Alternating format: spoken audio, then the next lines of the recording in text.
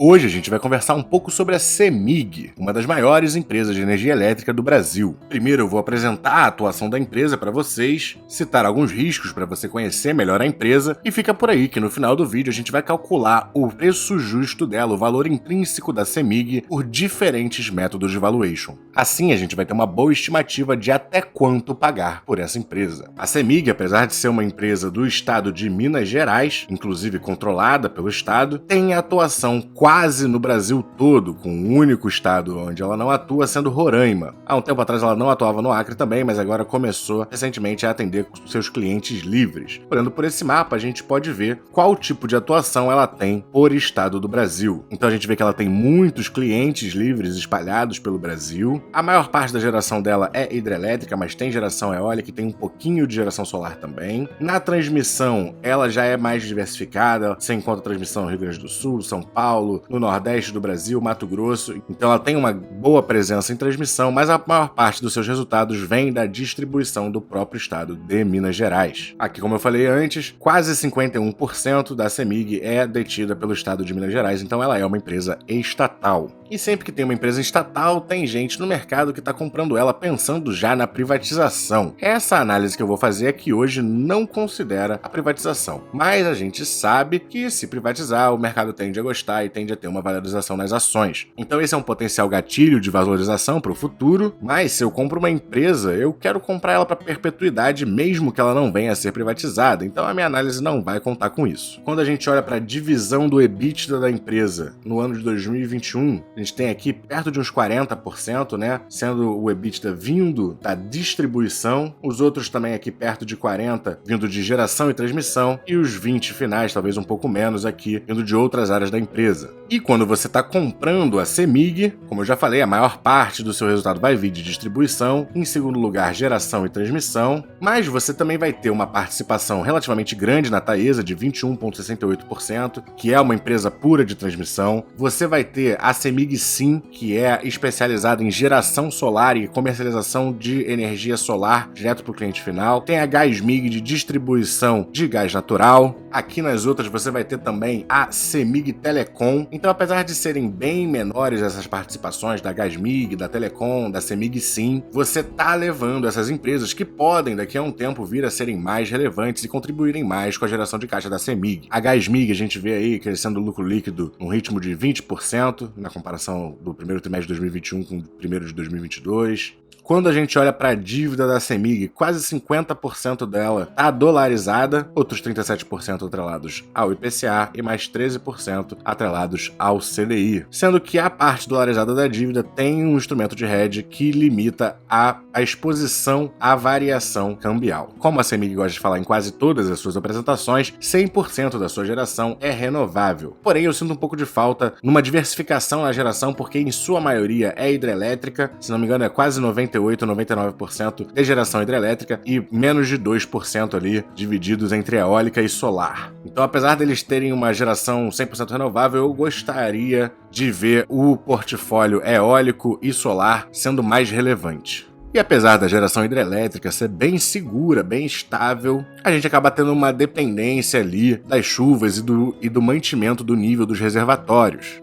Mais uma vez, como boa parte do resultado dela, da geração de caixa dela, vem da distribuição, um outro risco que toda empresa de distribuição vai enfrentar é da inadimplência, do roubo de energia nas suas redes. E eu sempre gosto de vir no formulário de referência da empresa para ver os seus fatores de risco de acordo com ela própria. Um outro risco que eles mesmos citam aqui é que eles não têm certeza se novas concessões ou autorizações serão obtidas, ou seja, talvez eles não consigam repor as suas concessões e autorizações atuais em formas e termos similares aos que já são em vigor atualmente. Talvez até as compensações recebidas podem não ser suficientes para abranger o valor total do investimento. Então tem também um risco nas concessões em não conseguir renová-las e riscos normais, né, de não conseguir implementar os seus planos ou ter custos não previstos e etc. Aqui nesse tipo de formulário a empresa sempre tem que expor todos os riscos, a maioria deles já são conhecidos, eu estou pegando só os principais. Eles também citam atrasos nas construções e capitalização de projetos, as investigações contra a corrupção. Eles citam aqui também um risco que me incomoda um pouco, de que 2 dos membros do seu conselho de administração são partes em processos administrativos e judiciais ou investigações de corrupção. Isso me incomoda bastante. Mas já chega de falar de risco, vamos falar um pouco aqui dos múltiplos da empresa. Ela tá vindo aqui com um dividend yield inicial de 13,98%. Eu tô olhando aqui pra CEMIG 4, tá? Por que eu tô olhando pra 4? Porque ela tem uma liquidez média diária de 122 milhões, enquanto a CEMIG 3 vai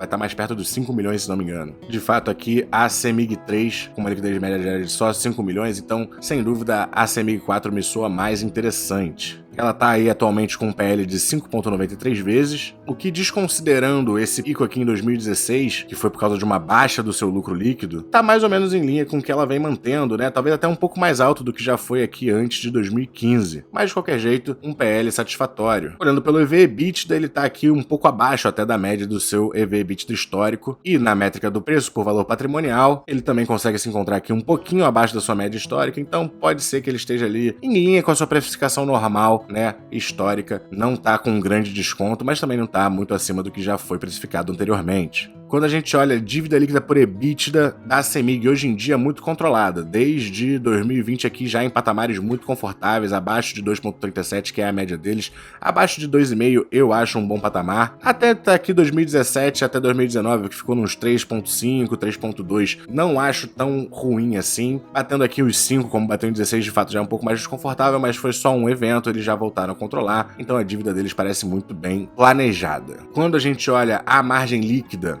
a gente já teve uma margem líquida mais alta, né? A gente começou a perder eficiência nessa empresa, chegando no mínimo aqui de 2016, que a gente já falou que teve um lucro muito pequeno, mas desde então a gente conseguiu se recuperar e a partir de 2019 aqui se mantendo com uma margem acima dos 10%, por uma margem líquida é um valor confortável, não temos uma margem líquida ruim. Quando a gente olha para o ROI, a gente vê um movimento parecido, né? Ele já foi bem maior, tivemos uma queda, culminando em 2016, e a partir daí a gente se recuperou e agora o ROI vem aqui acima dos 16%, pelo menos desde 2019, um ROI muito bom. Quando a gente olha os dividendos anuais da empresa, a gente vê exatamente o que a gente está vendo na margem e no ROI. Ela já foi mais lucrativa, ela já pagou mais, começou a ter queda perto de 2014 até 2016, pagou muito pouco, mas desde então começa a se recuperar e volta a parecer que tem uma tendência de crescimento para os seus dividendos. Mas eu não gosto de ver essa oscilação tão grande nos resultados de uma empresa elétrica. Ela deveria ser perene, segura. Normalmente as empresas elétricas vão estar na parte de menos risco da sua carteira, então você não quer ver esse tipo de oscilação. Para uma taxa de crescimento eu estou estimando aqui 8% para ela, com 10% de taxa de desconto, crescimento terminal em 3,5%.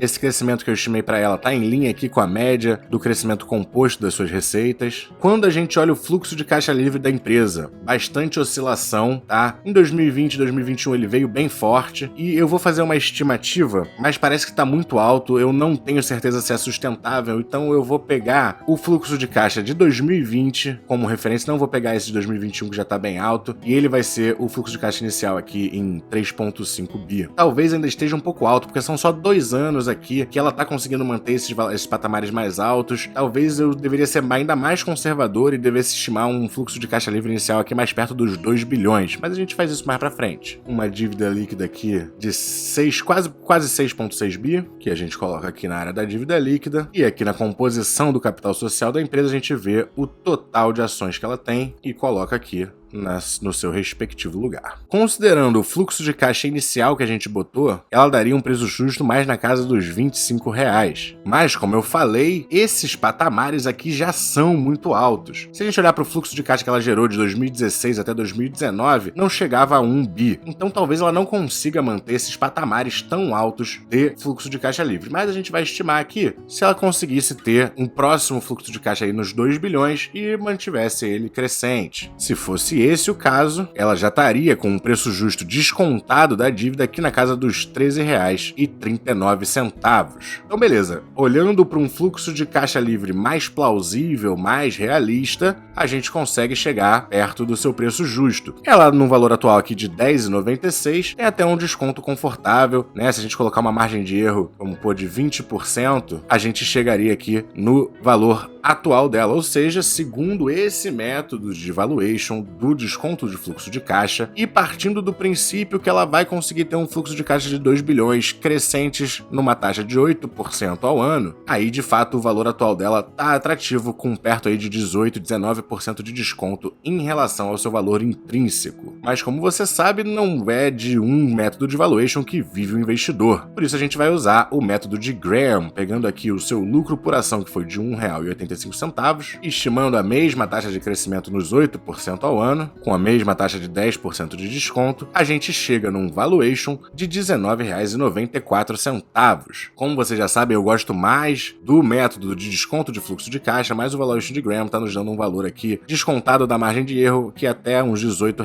seria uma boa compra essa empresa. Então já temos dois métodos de valuation nos indicando que ela está num bom patamar de compra, mas sendo sincero, eu tô achando esse valuation aqui de 19 e pouco, 18 reais um pouco alto. Eu não estaria confortável de comprar tão alto assim, talvez até uns 11, 12 fosse mais realista. Mas isso porque, como eu já disse, eu dou bem mais valor pro desconto de fluxo de caixa. Mas vamos agora pro valuation de Gordon. Dividendo dos últimos 12 meses de 1,53, vou botar uma taxa de crescimento inicial de 3,50, o que nos daria um dividendo esperado para o próximo ano de 1,58, e com um preço atual de 10,96, a gente tem pelo valuation de Gordon que o seu valor justo estaria mais perto aqui dos R$ 24, ainda acima do valuation de Graham. E por final, vou fazer o valuation por meio do desconto dos dividendos. Vou colocar uma taxa de crescimento perpétuo aqui nos 3,5%, uma taxa de crescimento para os dividendos nos 4%, que a gente vai pegar para todos os anos. E com isso, estimando esses dividendos que vem por aí, botando uma taxa de desconto de 10% neles, aí a gente chegaria num valor justo aqui de R$ 23. Então, apesar do fluxo de caixa estar sendo o mais conservador, que dá um preço justo aqui mais perto da casa dos R$ 14,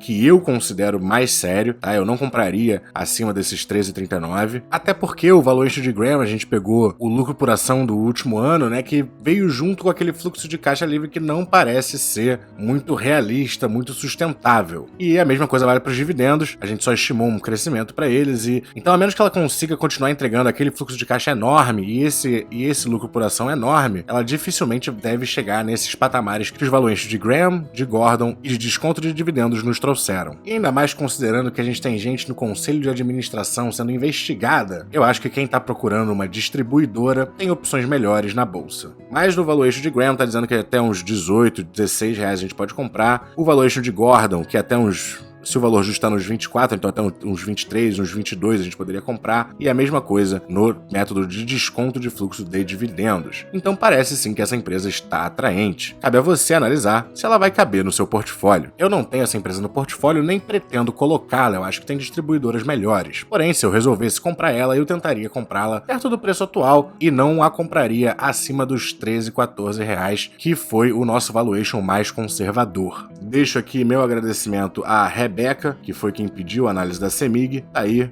fiz. Espero que você goste. Bom, o Bit by Bit vai ficando por aqui. Se você gostou do conteúdo, não esqueça de dar aquele like, se inscrever aqui no canal, comentar aí embaixo o que você achou do vídeo, o que você gostaria de ver num próximo, qual empresa você quer que eu analise. Bons investimentos e até a próxima.